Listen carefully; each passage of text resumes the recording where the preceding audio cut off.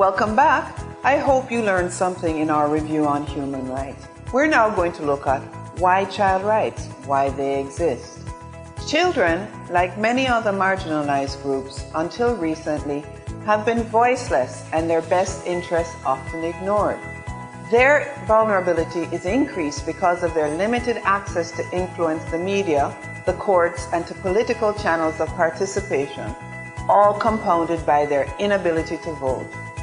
In 1959, the United Nations General Assembly adopted the Declaration of the Rights of the Child. It marked the first major international consensus on the fundamental principles of children's rights, but it took 30 years to make them globally relevant and legally bindable. Before the United Nations Convention on the Rights of the Child came into being, children were regarded as not yets. Now, the Convention sees them as fully fledged individuals and competent to exercise their own human rights independently. We think of children in the present, here and now, with full knowledge that our future is in their hands.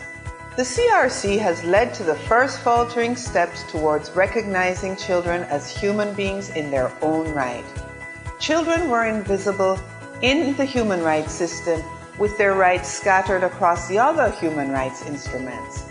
The international framework of the CRC is critical at this moment in history in order that children are made more visible. If taken advantage of, it can raise children up the political agenda, recognizing them as active citizens in national and local security.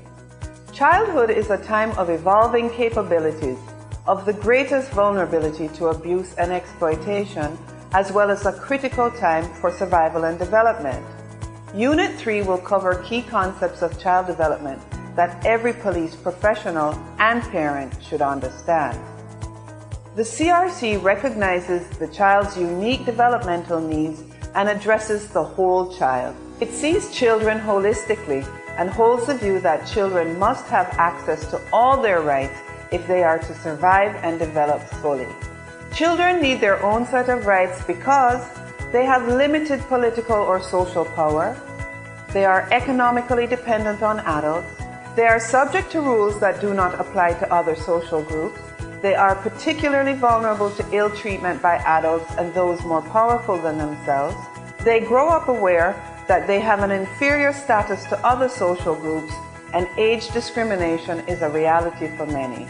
Children and young people are key recipients of services, and they often lack a voice in service access and delivery.